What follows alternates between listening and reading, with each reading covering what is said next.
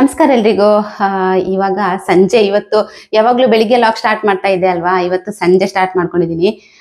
ಅಮ್ಮನ ಮನೆಗೆ ಹೊರಟಿದ್ದೀವಿ. ನಾಳೆ ನಮ್ಮ ಪುಟ ನಿದ್ದು ನಾಮಕರಣ ಇದೆ. ಸೊ ಹಾಗಾಗಿ ಸಂಜೆ ಟೈಮ್ ಇವಾಗ 4:15 ಗಂಟೆ ಆಯ್ತು. ನಮ್ಮ ಮಾಧವಿ ಬಂದಿರ್ಲಿಲ್ಲ ಸ್ಕೂಲಿಂದ, ಇವಾಗಷ್ಟೇ ಬಂದು 4:15 ಆಗ್ತದೆ ಅವಳು ಬರ್ಬೇಕಿದ್ರೆ. ಸೊ ಅವಳು ಬಂದ್ ಕೂಡ್ಲೆ ಹೊರಡೋಣ ಅಂತ ಅಂದ್ಬಿಟ್ಟು ಎಲ್ಲ ರೆಡಿ ಮಾಡ್ಕೊಂಡಿದೀವಿ. ಬ್ಯಾಗ್ ಎಲ್ಲ ರೆಡಿ ಆಗಿದೆ, ಲಗೇಜ್ ಎಲ್ಲ ರೆಡಿ ಮಾಡ್ಕೊಂಡಿದೀವಿ. ಒಂದೇ ಬ್ಯಾಗ್ ಅಲ್ಲಿ ಎಲ್ಲ 4 ಜನರ ಬಟ್ಟೆ ಕೂಡ ಒಂದೇ ಬ್ಯಾಗ್ ಅಲ್ಲಿ ತುಂಬಿಸ್ಕೊಂಡಿದೀವಿ. ಅದ್ರಲ್ಲಿ ಹುಡ್ಕೋದಿಕ್ಕೆ ಸುಲಭ ಆಗತ್ತೆ. ಇಲ್ಲ ಅಂತ ಹೇಳಿದ್ರೆ ಒಂದ್ ಬ್ಯಾಗ್ ಒಂದ್ ಕಡೆ, ಇನ್ನೊಂದ್ ಬ್ಯಾಗ್ ಇನ್ನೊಂದ್ ಕಡೆ ಎಲ್ಲ ಇರುತ್ತೆ. ಸೊ ಹಾಗಾಗಿ ಜಾಸ್ತಿ ಏನಿಲ್ಲ, ನಾಳೆಗೆ ಒಂದು ದಿನಕ್ಕೆ ಬೇಕಾಗಿರುವಂತಹ ಬಟ್ಟೆಗಳನ್ನೆಲ್ಲ ಒಂದೇ ಬ್ಯಾಗ್ ಅಲ್ಲಿ ಜೋಡಿಸ್ಕೊಂಡಿದೀನಿ. ಇನ್ನು ನಾಳೆ ಮಧ್ಯಾಹ್ನ ನಾಮಕರಣ ಇರುವಂತದ್ದು. ಇವತ್ತು ಹೊರಟಿದೀವಿ. ಇನ್ನು ಲಾಗ್ ಕಂಟಿನ್ಯೂ ಮಾಡ್ತಾ ಹೋಗ್ತೀನಿ, ಆಯ್ತಾ? ಎಲ್ರನ್ನು ಕೂಡ ತೋರಿಸ್ತೀನಿ. ಹಾಗೆ ನಾಳೆ ನಾಮಕರಣದ ಲಾಗ್ ಕೂಡ ಸಪ್ರೇಟ್ ಆಗಿ ಮಾಡಿ ಹಾಕ್ತೀನಿ. ನೀವೆಲ್ಲರೂ ಕೂಡ. ಹಸ್ಬೆಂಡ್ ಕೂಡ ಬಂದ್ರು. ಇನ್ನು ಸ್ನಾನ ನಂದೊಬ್ಳದ್ದಾಗಿದೆ. ಮಗ ಇನ್ನು 3 ಜನರ ಸ್ನಾನ ಆಗ್ಬೇಕಷ್ಟೇ. ಎಲ್ರು ಕೂಡ ಸ್ನಾನ ಮಾಡ್ಬಿಟ್ಟು ಹೋಗೋಣ ಅಂತ ಅಂದ್ಬಿಟ್ಟು ನಂದೊಬ್ಳದ್ದು ಸ್ನಾನ ಆಯ್ತು. ಇನ್ನು ಸ್ವಲ್ಪ ಟೀ ಮಾಡಿ ಕುಡಿಬೇಕು ಅಂತ ಅನ್ಕೊಂಡಿದೀನಿ. ಹಾಲು ಉಂಟು ಫ್ರಿಜ್ ಅಲ್ಲಿ, ಇಲ್ಲ ಅಂತ ಹೇಳಿದ್ರೆ ಹಾಲು ಹಾಳಾಗಿ ಹೋಗುತ್ತೆ. ಸೊ ಹಾಗಾಗಿ ಸ್ವಲ್ಪ ಕುಡಿಬೇಕು. ಇನ್ನು ಇದೊಂದು ನೋಡಿ, ಹೊಸದಾಗಿ ತಂದಿರುವಂತದ್ದು. ಇದಕ್ಕಿಂತ ಮೊದಲು ಚಿಕ್ಕ ಕಾಟ್ ಇತ್ತು ಇಲ್ಲಿ, ಇದು ಮಾಸ್ಟರ್ ಬೆಡ್ರೂಮ್. ಸೊ ಇಲ್ಲಿ ಚಿಕ್ಕ ಕಾಟ್ ಇತ್ತು, 2 ಜನ ತುಂಬಾ ಕಷ್ಟದಲ್ಲಿ ಮಲಗಬೇಕಿತ್ತು. ಅದಕ್ಕಿಂತ ಮೊದಲು ಇನ್ನೊಂದು ಕಾಟ್ ನಾವು ಜಾಯಿಂಟ್ ಕೊಟ್ಟಿದ್ವಿ, ನಮ್ಮ ಮಾಧವಿಗೆ ಮಲಗೋದಿಕ್ಕೆ ಅಂತ ಅಂದ್ಬಿಟ್ಟು ಜಾಯಿಂಟ್ ಕೊಟ್ಟಿದ್ವಿ. ಸೊ ಆ ರೀತಿ ಇತ್ತು. ಅದನ್ನ ಕೌಶಿ ಡೆಲಿವರಿ ಟೈಮ್ ಅಲ್ಲಿ ಆ ರೂಮ್ಗೆ ಶಿಫ್ಟ್ ಮಾಡಿದ್ವಿ. ಈ ರೂಮ್ ಅಲ್ಲಿ ಚಿಕ್ಕ ಕಾಟ್ ಇತ್ತು, ಮಲಗೋದಿಕ್ಕೆ ತುಂಬಾನೇ ಕಷ್ಟ ಆಗ್ತಾ ಇತ್ತು ಇಬ್ಬರಿಗೆ. ಸೊ ಹಾಗಾಗಿ ಒಂದು ದೊಡ್ಡ ಕಾಟ್ ಇರ್ಲಿ ಅಂತ ಅಂದ್ಬಿಟ್ಟು ದೊಡ್ಡ ಕಾಟ್ ನ ಹಾಕ್ಸ್ಕೊಂಡಿದೀವಿ. ಹಾಗೆ ಇದಕ್ಕೆ ಬೆಡ್ ಬಂದಿಲ್ಲ, ಇನ್ನು ಫ್ರೈಡೆ ಬರುತ್ತೆ ಅಂತ ಹೇಳಿದ್ರು. ಇವತ್ತು ಬಂದು ಫಿಕ್ಸ್ ಮಾಡಿ ಹೋದ್ರು. ಒಳಗಡೆ ಸ್ಟೋರೇಜ್ ಇದೆ, ಡಿಟೇಲ್ ಆಗಿ ಬೇಕಿದ್ರೆ ತೋರಿಸ್ತೀನಿ ನೆಕ್ಸ್ಟ್. ಇವಾಗ ಟೈಮ್ ಇಲ್ಲ, ಸ್ವಲ್ಪ ಜಸ್ಟ್ ಮೇಲೆ ತೋರಿಸ್ಕೊಂಡಿದ್ದೀನಿ ಅಷ್ಟೇನೆ. ನೋಡಿ ಡಿಸೈನ್ ಎಲ್ಲ ಈ ತರ ಇದೆ. ಇದ್ರಲ್ಲಿ ಒಂದು ಬಾಕ್ಸ್ ಇದೆ ನೋಡಿ, ಈ ತರ ಬಾಕ್ಸ್ ಕೊಟ್ಟಿದ್ದಾರೆ. 2 ಸೈಡ್ ಇದೆ. ಇಲ್ಲಿ ಈ ತರ ಇದೆ. ಇಲ್ಲಿ ಎಲ್ಲ ಸ್ಟೋರೇಜ್ ಅಂದ್ರೆ ಏನಾದ್ರೂ ಮೊಬೈಲ್ ಎಲ್ಲ ಇಟ್ಕೋಬೇಕಿದ್ರೆ ಸ್ಪೇಸ್ ಇದೆ. ಇಲ್ಲಿ ಕೂಡ ನೀಟಾಗಿ ಏನಾದ್ರೂ ಶೋ ಪೀಸ್ ಗಳನ್ನೆಲ್ಲ ಜೋಡಿಸ್ಕೋಬಹುದು, ಇಲ್ಲ ಅಂತ ಹೇಳಿದ್ರೆ ಫೋಟೋಸ್ ಎಲ್ಲ ಇಡ್ಬೋದು. ಸೊ ಹಾಗೆ ಇನ್ನು ತೋರಿಸಿ ನಿಮ್ಗೆ ಬೇಕಿದ್ರೆ ಡಿಟೇಲ್ ಆಗಿ. ಬೆಡ್ ಎಲ್ಲ ಬರ್ಲಿ, ಆಮೇಲೆ ಎಲ್ಲ ಸೆಟ್ ಮಾಡಿ ಆದ ನಂತರ ತೋರಿಸ್ತೀನಿ. ಮನೆಯಿಂದ ಹೊರಡ್ಬೇಕಿದ್ರೇನೆ ತುಂಬಾ ಲೇಟ್ ಆಯ್ತು, 5 ಗಂಟೆ ಆಗಿದೆ. ನಂತರ ಸ್ವಲ್ಪ ಉಜಿರೆಗೆ ಬಂದ್ಬಿಟ್ಟು ಸ್ವೀಟ್ಸ್ ಎಲ್ಲ ತಗೊಳೋದಕ್ಕಿತ್ತು, ಅದನ್ನೆಲ್ಲ ತಗೊಂಡ್ಬಿಟ್ಟು ಹಾಗೆ ಇವಾಗ ಹೋಗ್ತಾ ಇದೀವಿ. ಲೇಟ್ ಆಗಿ ಹೊರಟ್ರೆ ಮನೆಗೆ ತಲುಪಬೇಕಿದ್ರೆ ಕತ್ಲಾಗತ್ತೆ, ಆದ್ರೆ ಏನು ಮಾಡಕ್ ಆಗಲ್ಲ. ಹಸ್ಬೆಂಡ್ ಬರ್ಬೇಕಿದ್ರೆ ಸ್ವಲ್ಪ ಲೇಟ್ ಆಯ್ತು. ಬಂದು ಸ್ನಾನ ಮುಗಿಸಿ ಟೀ ಎಲ್ಲ ಕುಡ್ದು ಹಾಗೆ ಹೊರಡ್ಬೇಕಿದ್ರೆ ಇನ್ನೂ ಲೇಟ್ ಆಯ್ತು. ಹಾಗೆ ಸ್ವಲ್ಪ ಹತ್ರದ ದಾರಿಯಿಂದ ಹೋಗುವ ಅಂತ ಅಂದ್ಬಿಟ್ಟು ಬೇರೆ ರೋಡಿಂದ ಇವತ್ತು ಹೋಗ್ತಾ ಇರುವಂತದ್ದು. ಇಲ್ಲ ಅಂತ ಹೇಳಿದ್ರೆ ನಾವು ಮಾಮೂಲಿಯಾಗಿ ಗುರನ್ಕೆರೆ, ಮಡಂತ್ಯಾರೆ, ಬಿಸಿ ರೋಡ್ ಎಲ್ಲ ಬರುತ್ತಲ್ವಾ, ಸೊ ಆ ರೂಟಿಂದಾನೇ ಹೋಗ್ತಾ ಇದ್ವಿ. ಇವತ್ತು ಸ್ವಲ್ಪ ಹತ್ರ ಆದ್ರೆ ಒಳ್ಳೇದು, ಹೇಗೂ ಲೇಟ್ ಆಗಿದೆ ಅಲ್ವಾ ಅಂತ ಅಂದ್ಬಿಟ್ಟು ಸ್ವಲ್ಪ ಅಂದ್ರೆ ಬೇರೆ ಒಂದು ರೂಟ್ ಇದೆ, ಅಲ್ಲಿಂದಾಗಿ ಹೋಗ್ತಾ ಇದೀವಿ. ಇನ್ನ ಈ ರೋಡಿಂದ ಹೋಗ್ತಾ ಇರ್ಬೇಕಿದ್ರೆ ಒಂದು ಮಧ್ಯದಲ್ಲಿ, ದಾರಿ ಮಧ್ಯದಲ್ಲಿ ಒಂದು ಚಿಕ್ಕ ನದಿ ಸಿಗತ್ತೆ, ಆಯ್ತಾ? ಬ್ಯೂಟಿಫುಲ್ ಆದಂತಹ ಒಂದು ವ್ಯೂಸ್ ಅಂತ ಹೇಳ್ಬೋದು. ಇಲ್ಲಿ ತುಂಬಾ ಚೆನ್ನಾಗಿದೆ ಈ ಪ್ಲೇಸ್. ಈ ತರ ನೋಡಿ, ನೀರ್ ಕೂಡ ಚೆನ್ನಾಗಿ ಹರಿತಾ ಇತ್ತು. ಆ ಸೌಂಡ್ ಒಂಥರ ಮನಸ್ಸಿಗೆ ಏನೋ ಒಂಥರ ಕಾಮ್ ಅಂತ ಅನಿಸ್ತಾ ಇತ್ತು, ಆ ತರ ಇತ್ತು. ಸೊ ಅದನ್ನೆಲ್ಲ ನೋಡ್ಬಿಟ್ಟು 1-2 ಫೋಟೋ ಎಲ್ಲ ಅಲ್ಲಿ ತಗೊಂಡು ಹಾಗೆ ಇವಾಗ ಮುಂದಕ್ಕೆ ಹೋಗ್ತಾ ಇದ್ವಿ. ಕತ್ಲಾಗ್ತಾ ಬಂತು.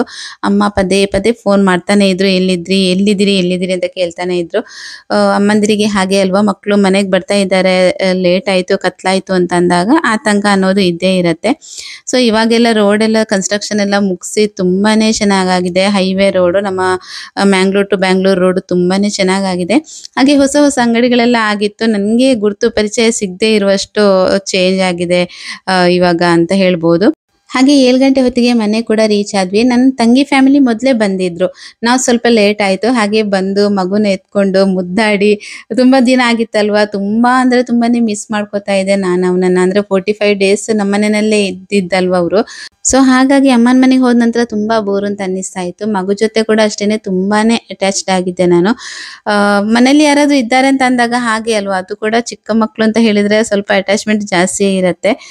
ಬಿಟ್ಟು ಕೂತ್ಕೋಬೇಕು ಅಂತ ಅಂದಾಗ ಸ್ವಲ್ಪ ಏನೋ ಒಂಥರ ಬೇಜಾರು ಅಂತ ಅನ್ನಿಸ್ತಾ ಇತ್ತು ನನ್ಗೆ. ಇನ್ನ ಇದು ನಮ್ಮ ಮಾವನ್ ಮಗಳು ಮನ್ವಿ ಸಾಯಿ ಅಂತ ಅಂದ್ಬಿಟ್ಟು, ಇವಳನ್ನ ಇದಕ್ಕಿಂತ ಮೊದಲು ನನ್ನ ವಿಡಿಯೋದಲ್ಲಿ ತುಂಬಾ ಸಲ ತೋರಿಸಿದೀನಿ.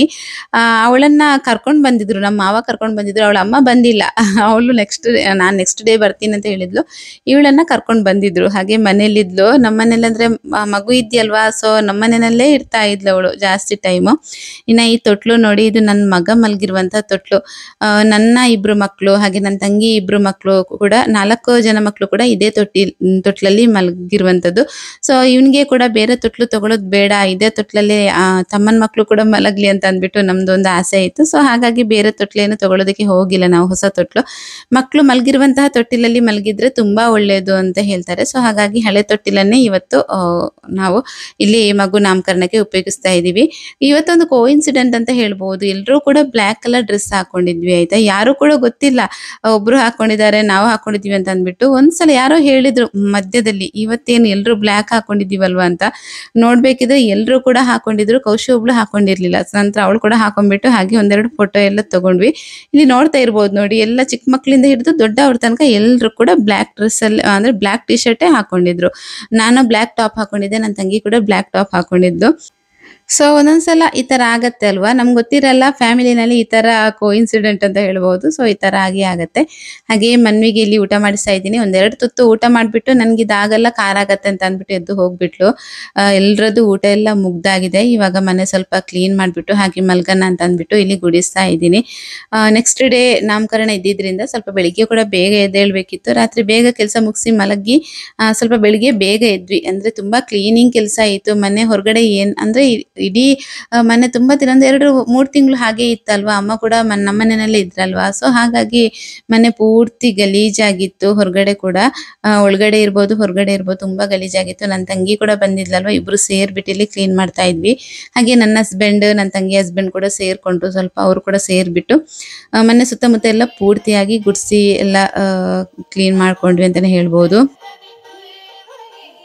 ಹಾಗೆ ನಾಮಕರಣ ಅಂದ್ರೆ ಮಗುನ ತೊಟ್ಲು ಹಾಕುವಂತ ಟೈಮ್ ಕೂಡ ಬೇಗ ಇದ್ದಿದ್ರಿಂದ 11 ಗಂಟೆಗೆ ಮುಹೂರ್ತ ಕೊಟ್ಟಿದ್ರು ನಮ್ಗೆ ಅರ್ಚಕರು. ಸೊ ಆ ಟೈಮ್ ನ ಒಳಗಡೆ ಎಲ್ಲಾ ಕೆಲಸಗಳು ಮುಗಿಬೇಕಿತ್ತು. ಕೌಶಿ ಅಮ್ಮನ ಮನೆಯವರು ಕೂಡ ಬರ್ತಾ ಇದ್ದಾರಲ್ವಾ ಇವತ್ತು. ಸೊ ಹಾಗಾಗಿ ಅವ್ರು ಬರೋಷ್ಟೊತ್ತಿಗೆ ತೊಟ್ಲು ಹಾಕುವಂತಹ ಟೈಮ್ ಒಳಗಡೆ ನಮ್ಗೆ ಎಲ್ಲಾ ಕೆಲಸಗಳನ್ನು ಮುಗಿಸಿ ನಾವು ಫ್ರೆಶ್ ಅಪ್ ಆಗ್ಬಿಟ್ಟು ನಾವು ರೆಡಿ ಆಗ್ಬೇಕಿತ್ತು. ಸೊ ಹಾಗಾಗಿ ಬೆಳಿಗ್ಗೆ ಬೇಗ ಎದ್ಬಿಟ್ಟು ನಾನು, ತಂಗಿ ಹಾಗೆ ನನ್ನ ಹಸ್ಬೆಂಡ್, ಆಮೇಲೆ ತಂಗಿ ಹಸ್ಬೆಂಡ್, 4 ಜನ ನಾವು ಕ್ಲೀನಿಂಗ್ ಕೆಲಸನೇ ಶುರು ಮಾಡ್ಕೊಂಡ್ವಿ. ನಮ್ಮ ಆದ್ವಿ ಮತ್ತೆ ನನ್ನ ತಂಗಿ ಮಗಳು ಇಬ್ರು ಸೇರ್ಕೊಂಡು ವಾಶ್ರೂಮ್ ಅನ್ನ ನಾವು ಕ್ಲೀನ್ ಮಾಡ್ತೀವಿ ಅಂತ ಹೇಳ್ಬಿಟ್ಟು ಅವರು ವಾಶ್ರೂಮಿಗೆ ಹೋದ್ರ. ನಾವು ತಿಂಡಿ ಮಾಡ್ಬಿಟ್ಟು ಹೊರಗಡೆ ಕ್ಲೀನಿಂಗ್ ಕೆಲಸನ ಶುರು ಮಾಡ್ಕೊಂಡ್ವಿ. ಹಾಗೆ ಅಮ್ಮ ಇಲ್ಲಿ ದೇವ್ರ ಪೂಜೆ ಮಾಡ್ತಾ ಇದ್ದಾರೆ, ಸ್ನಾನ ಎಲ್ಲ ಮಾಡ್ಬಿಟ್ಟು. ಈ ತರ ಒಬ್ಬೊಬ್ರು ಒಂದೊಂದು ಕೆಲಸಗಳನ್ನ ಮಾಡ್ಕೊಂಡ್ವಿ. ಹಾಗೆ ತೊಟ್ಟಿಲಿಗೆ ಕೂಡ ಅಷ್ಟೇನೆ ಸಿಂಪಲ್ ಆಗಿ ಡೆಕೋರೇಟ್ ಮಾಡ್ಕೊಂಡ್ವಿ. ಯಾಕಂತ ಹೇಳಿದ್ರೆ ಜಾಸ್ತಿ ಹೂವೆಲ್ಲ ಹಾಕೋದು ಬೇಡ ಅಂತ ನಮ್ಮ ಮಾವ ಹೇಳಿದ್ರು ಬಂದು. ಅಂದ್ರೆ ಹೂವಿನೊಳಗಡೆ ಒಂದೊಂದ್ಸಲ ಹುಳ ಎಲ್ಲ ಇರತ್ತಲ್ವಾ, ಮಗು ತೊಟ್ಟಿಲ್ನಲ್ಲಿ ಇರ್ಬೇಕಿದ್ರೆ ಏನಾದ್ರೂ ತೊಂದ್ರೆ ಆಗ್ಬೋದು. ಹಾಗಾಗಿ ಬೇಗ ಹಾಕಿ ಬೇಗ ತೆಗಿಬೇಕು ಅಂತ ಹೇಳಿದ್ರು. ಹಾಗಾಗಿ ಸ್ವಲ್ಪ ಹೂ ಹಾಕ್ಬಿಟ್ಟು ಮಗು ನಾಮಕರಣ ಮುಗ್ದ ಕೂಡ್ಲೆ ಅದನ್ನ ತೆಗ್ದ್ವಿ.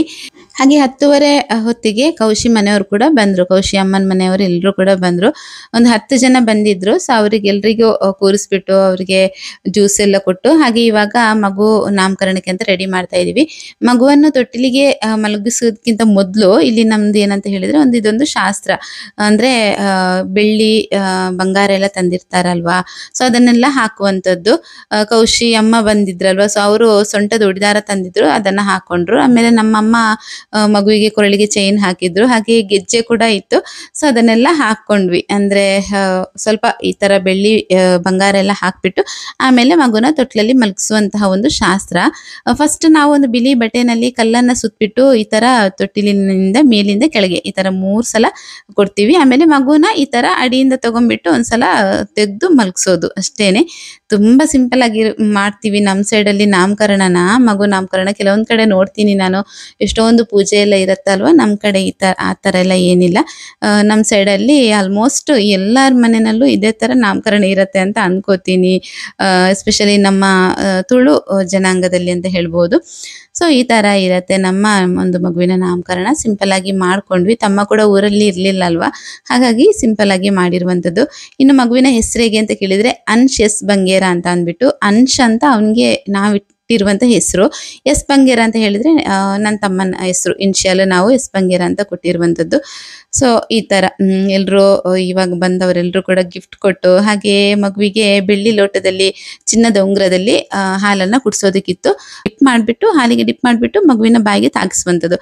ಅದು ಹಿರಿಯರು ಅಗತ್ಯ ಇರೋರು ಮಾತ್ರ, ಎಲ್ಲಾರು ಕೂಡ ಅಲ್ಲ.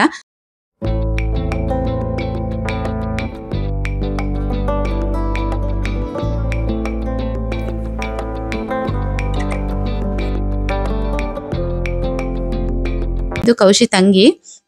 ಸೊ ಇವರನ್ನೆಲ್ಲ ತೋರಿಸಿರ್ಲಿಲ್ಲ ಅಲ್ವಾ.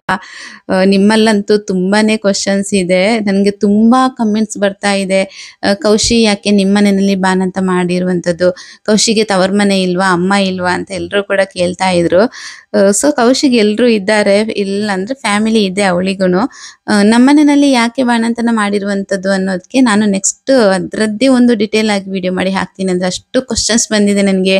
ಇನ್ಸ್ಟಾಗ್ರಾಮಲ್ಲಿ ತುಂಬಾ ಜನ ಮೆಸೇಜ್ ಮಾಡಿ ಕೇಳಿದ್ರು, ನೀವು ಅತ್ತಿಗೆ ಅಲ್ವಾ, ಕೌಶಿ ಗಂಡನ ಅಕ್ಕ ಅಲ್ವಾ, ಯಾಕೆ ನಿಮ್ಮ ಮನೆಯಲ್ಲಿ ಬಾಣಂತನ ಮಾಡಿರುವಂಥದ್ದು ಕೌಶಿಗೆ ಅಂತ ಅಂದ್ಬಿಟ್ಟು.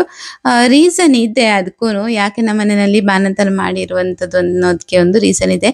ಪ್ರತಿಯೊಂದಕ್ಕೆ ಒಂದೊಂದು ಕಾರಣ ಇದ್ದೇ ಇರತ್ತಲ್ವಾ. ಸೊ ಹಾಗೆ ಇದಕ್ಕೂ ಕೂಡ ಒಂದು ಕಾರಣ ಇದೆ. ನಾನು ಖಂಡಿತವಾಗ್ಲೂ ನೆಕ್ಸ್ಟ್ ವಿಡಿಯೋದಲ್ಲಿ ಹೇಳ್ತೀನಿ ಆಯ್ತಾ. ಈ ವಿಡಿಯೋದಲ್ಲಿ ಹೇಳ್ಬೋದು ಅಂತ ಹೇಳಿದ್ರೆ ತುಂಬಾ ಲಾಂಗ್ ಆಗುತ್ತೆ, ಅದ್ರ ಬಗ್ಗೆನೇ ಮಾತಾಡ್ಬೇಕಾಗತ್ತೆ. ಸೊ ಹಾಗಾಗಿ ನೆಕ್ಸ್ಟ್ ವಿಡಿಯೋದಲ್ಲಿ ಖಂಡಿತವಾಗ್ಲೂ ತಿಳಿಸ್ತೀನಿ. ಇದರಲ್ಲಿ ಇಷ್ಟೇ ಹೇಳ್ಬಲ್ಲೆ, ಕೌಶಿಗೆ ಫ್ಯಾಮಿಲಿ ಇದ್ದಾರೆ, ಅಮ್ಮ ಇದ್ದಾರೆ, ಅಪ್ಪ ಮಾತ್ರ ಇಲ್ಲ, ಬಿಟ್ರೆ ಕೌಶಿಗೆ ಎಲ್ಲರೂ ಇದ್ದಾರೆ. ಅತ್ತೆಂದಿರು, ಮಾವಂದಿರು, ಅಜ್ಜಿಯಂದಿರು, ಚಿಕ್ಕಪ್ಪ ಚಿಕ್ಕಮ್ಮ ಎಲ್ಲರೂ ಕೂಡ ಇದ್ದಾರೆ. ಇಷ್ಟು ಜನ ಇದ್ರೂ ಕೂಡ ನಮ್ಮನೆಯಲ್ಲಿ ಯಾಕೆ ಬಾಣಂತನನ ಮಾಡ್ಕೊಂಡ್ವಿ ಅನ್ನೋ ಒಂದು ಪ್ರಶ್ನೆ ನಿಮ್ಗೆ ಇವಾಗ ಬರ್ಬೋದು. ಖಂಡಿತವಾಗ್ಲೂ ಅದಕ್ಕೆ ಆನ್ಸರ್ ಮಾಡ್ತೀನಿ ನೆಕ್ಸ್ಟ್ ವಿಡಿಯೋದಲ್ಲಂತೂ. ಖಂಡಿತವಾಗ್ಲೂ ನಾನು ಅದ್ರ ಬಗ್ಗೆ ಮಾತಾಡ್ತೀನಿ. ಸೊ ಒಂದು 45 ದಿವಸ ನಮ್ಮನೆಯಲ್ಲಿ ಕೌಶಿ ಬಾನಂತನ ತುಂಬಾ ಚೆನ್ನಾಗಾಯ್ತು, ದೇವ್ರ ದಯದಿಂದ ಅಂತ ಹೇಳ್ಬೋದು. ಜವಾಬ್ದಾರಿ ನಾನು ತಗೊಂಡಿದ್ದೆ ನಮ್ಮನೆಯಲ್ಲೇ ಮಾಡುವ ಅಂತ ಅಂದ್ಬಿಟ್ಟು. ಸೊ ಜವಾಬ್ದಾರಿ ತಗೊಂಡಾದ ನಂತರ ಸ್ವಲ್ಪ ಭಯ ಆಯ್ತು ನನ್ಗೂನು. ಇಷ್ಟು ದೊಡ್ಡ ಜವಾಬ್ದಾರಿನ ತಗೊಂಡ ನಾನು ಅಂತ ಅನ್ನಿಸ್ತಾ ಇತ್ತು. ನಂತರ ನಾನು ದೇವ್ರ ಹತ್ರನೇ ಪ್ರಾರ್ಥನೆ ಮಾಡ್ತಾ ಇದ್ದೆ. ಅಂದ್ರೆ ಇಷ್ಟು ದೊಡ್ಡ ಜವಾಬ್ದಾರಿನ ತಗೊಂಡಿದ್ದೀನಿ, ಇದನ್ನ ನಿಭಾಯಿಸುವಂತ ಶಕ್ತಿ ನನಗೆ ಕೊಡುವಂತ ಅಷ್ಟನ್ನೇ ನಾನು ಕೇಳ್ತಾ ಇದ್ದಿರುವಂಥದ್ದು. ಪ್ರತಿ ಸಲ ದೇವರಿಗೆ ಕೈ ಮುಗಿಬೇಕಿದ್ರು ಅಷ್ಟನ್ನೇ ಕೇಳ್ತಾ ಇದ್ದೆ.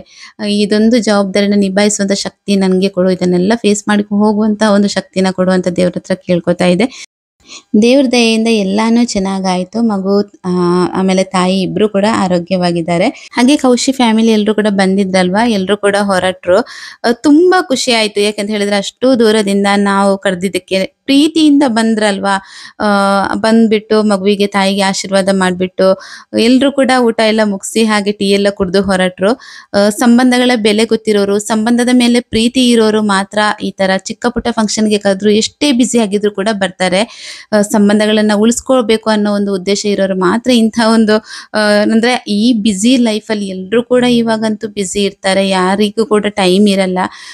ಪಾಪ ಆ ಒಂದು ಬ್ಯುಸಿ ಶೆಡ್ಯೂಲ್ ಅಲ್ಲಿ ಕೂಡ ಈ ತರ ಫ್ರೀ ಮಾಡ್ಕೊಂಡು ನಮ್ಮನೆ ಫಂಕ್ಷನ್ಗೆ ಬಂದಿದ್ದು ತುಂಬಾ ಖುಷಿ ಆಯ್ತು ಎಲ್ರಿಗೂ. ನಮ್ ಕೌಶಿಗಂತೂ ಸಖತ್ ಖುಷಿ ಆಯ್ತು ಇವತ್ತು. ಅಮ್ಮನ ಮನೆಯವ್ರನ್ನ ನೋಡಿರ್ಲಿಲ್ಲ ಅಲ್ವಾ ಸೀಮಂತದ ನಂತರ, ಎಲ್ರನ್ನು ಕೂಡ ನೋಡಿ ತುಂಬಾ ಖುಷಿ ಆಯ್ತು. ನಗ್ತಾ ಇದ್ರು. ಅಮ್ಮ ಉಳ್ಕೊಂಡ್ರು, ಇನ್ನೊಂದ್ ಸ್ವಲ್ಪ ದಿನ ಇಲ್ಲೇ ಇರ್ತೀನಿ ಅಂತ ಅಂದ್ಬಿಟ್ಟು ಅಮ್ಮ ಉಳ್ಕೊಂಡ್ರು. ಹಾಗೆ ಅವರೆಲ್ಲರೂ ಹೋದ ನಂತರ ನಾವು ಕೂಡ ಊಟ ಎಲ್ಲ ಮುಗಿಸಿ ಇನ್ನು ನಮ್ಮ ಒಂದು ತಲೆಹರಟೆ ಮಾತುಗಳನ್ನ ಶುರು ಮಾಡ್ಕೊಂಡ್ವಿ. ಕಸಿನ್ಸ್ ಎಲ್ಲ ಈ ತರ ಒಟ್ಟಿಗೆ ಇದ್ರೆ ತುಂಬಾ ಖುಷಿಯಾಗಿರ್ತೀವಿ. ಇವಳು ನಮ್ಮ ಮಾವನ ಮಗಳು. ಅಂದ್ರೆ ಇದಕ್ಕಿಂತ ಮೊದಲು ಕೆಲವೊಂದು ಲಾಗಲ್ಲಿ ನಾನು ತೋರಿಸಿದ್ದೆ, ವಿಡಿಯೋಸ್ಗಳಲ್ಲಿ ಕೆಲವೊಂದು ತೋರಿಸಿದ್ದೆ. ಇನ್ನು ನನ್ನ ಹಸ್ಬೆಂಡ್ ಆಮೇಲೆ ನನ್ನ ತಂಗಿ ಹಸ್ಬೆಂಡ್ ಸೇರಿದ್ರೆ ಇವರಿಬ್ಬರ ಕಥೆನೇ ಬೇರೆ. ಒಬ್ರು ಮಲ್ಕೊಂಡ್ರೆ ಇನ್ನೊಬ್ರು ಮಲ್ಕೋತಾರೆ, ಒಬ್ರು ಎದ್ದು ಏನಾದ್ರು ಕೆಲಸ ಮಾಡ್ತಾ ಇದ್ರೆ ಇನ್ನೊಬ್ರು ಎದ್ದು ಕೆಲಸ ಮಾಡ್ತಾರೆ. ಈ ತರ ಇದ್ದಾರೆ ಅವ್ರ ಅಣ್ಣ ತಮ್ಮ ಅಂತ ಹೇಳ್ಬೋದು. ಏನಾದ್ರೂ ತಮಾಷೆ ಮಾಡ್ಕೊಂಡು ಅವರ ಪಾಡಿಗೆ ಅವ್ರು ಕೂಡ ಇರ್ತಾರೆ. ಸಂಜೆ ಟೈಮಿಗೆ ಇವಾಗ ಮಗು ಸ್ವಲ್ಪ ನಿದ್ದೆ ಮಾಡಿದ್ದ, ಹಾಗೆ ಇದ್ಬಿಟ್ಟು ಹಾಗೆ ಸ್ವಲ್ಪ ಗಾಳಿ ಆಡ್ಲಿ ಅಂತ ಅಂದ್ಬಿಟ್ಟು ಹೊರಗಡೆ ಕರ್ಕೊಂಡು ಬಂದು ಕುತ್ಕೊಂಡಿದ್ದೆ. ಇಲ್ಲಿ ಮಕ್ಕಳೆಲ್ಲ ಆಟ ಆಡ್ತಾ ಇದ್ದಾರೆ ನೋಡಿ. ಇದು ನನ್ನ ತಂಗಿ ಮಗ, ಶ್ಲೋಕ್ ಅಂತ ಅಂದ್ಬಿಟ್ಟು ಹೆಸರು. ಇನ್ನು ಮನ್ವಿ ಇದ್ದು ನಾನು ಹೇಳಿದಾಗ್ಲಿ ಮಾವನ ಮಗಳು ಇವಳಿದಾಳಲ್ವಾ, ಸೊ ಅವಳ ಮಗಳು. ಇಬ್ರು ಕೂಡ ಒಂದೇ ತರ ಇದ್ದಾರಲ್ವಾ. ನಾವ್ ಯಾವಾಗ್ಲೂ ಹೇಳ್ತಾ ಇರ್ತೀವಿ ನಿನ್ ತರ ನಿನ್ ಮಗಳು ಅಂತ ಅಂದ್ಬಿಟ್ಟು. ಅವಳ ಮುದ್ದು ಮಾತುಗಳನ್ನ ಕೇಳೋದೇ ನಮ್ಗೆಲ್ರಿಗೂ ಕೂಡ ತುಂಬಾ ಇಷ್ಟ, ಎಲ್ರಿಗೂ ಕೂಡ ತುಂಬಾ ಪ್ರೀತಿ ಅವಳಂತ ಅಂದ್ರೆ. ಇನ್ನು ಇವಳು ನಮ್ ದೊಡ್ಡ ಮಾವನ ಮಗಳು, ಹಾಗೆ ಇನ್ನೊಬ್ಳು ದೊಡ್ಡ ಮಾವನ ಚಿಕ್ಕ ಮಗಳು. ಸೊ ಕಸಿನ್ಸ್ ಎಲ್ರು ಕೂಡ ನಾವು ಇನ್ನೂ ಕೂಡ ಕಡಿಮೆ ಇದ್ದೀವಿ ಜನ, ಇಲ್ಲಿ ಯಾರು ಕೂಡ ಬರ್ತಿಲ್ಲ. ಇನ್ನು ತುಂಬಾ ಜನ ಬರ್ಬೇಕಿತ್ತು, ಸೊ ಬಂದಿಲ್ಲ, ಅಲ್ಲಲ್ಲಿ ದೂರದಲ್ಲಿ ಕೆಲಸದಲ್ಲೆಲ್ಲ ಇದ್ದಾರೆ. ಸೊ ಹಾಗಾಗಿ ಬರೋದಿಕ್ಕಾಗಿಲ್ಲ. ನಿಖಿಲ್ ಏರೆ, ನಿಖಿಲ್ ಬಂಡೇರು, ನಿಕ್ಕಿ ಬಂಡೇರು, ನಿಕ್ಕಿ ಬಂಡ.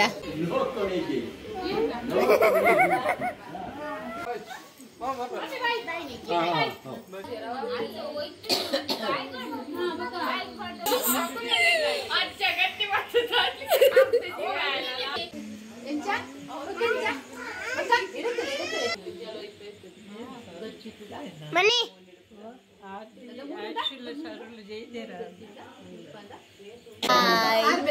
ಈ ನೈಟ್ ಎಲ್ರು ಹೋದ ನಂತರ ಇಲ್ಲಿ ಇವಾಗ ಮಗುನ ಮಲಗಿಸ್ತಾ ಇದ್ದೀನಿ. ಅವ್ನು ಮಲಗಬೇಕಿದ್ರೆ ತುಂಬಾನೇ ಲೇಟ್ ಆಗತ್ತೆ. ಸೊ ಇಷ್ಟೇನೆ ಸ್ನೇಹಿತರೆ, ಇವತ್ತಿನ ಒಂದು ಲಾಗ್, ನಾಮಕರಣದ ಲಾಗ್ ಈ ತರ ಆಯ್ತು. ವಿಡಿಯೋಗಳು ನಿಮ್ಗೆ ಇಷ್ಟ ಆಗ್ತಾ ಇದ್ರೆ ವಿಡಿಯೋ ಒಂದು ಲೈಕ್, ಶೇರ್, ಕಮೆಂಟ್ ಮಾಡೋದನ್ನ ಮಾತ್ರ ಮರಿಬೇಡಿ. ಸಿಗ್ತೀನಿ ನೆಕ್ಸ್ಟ್ ಲಾಗ್ ಅಲ್ಲಿ. ಅಲ್ಲಿ ತನಕ ಎಲ್ರು ಆರೋಗ್ಯವಾಗಿರಿ. ಟೇಕ್ ಕೇರ್, ಬಾಯ್.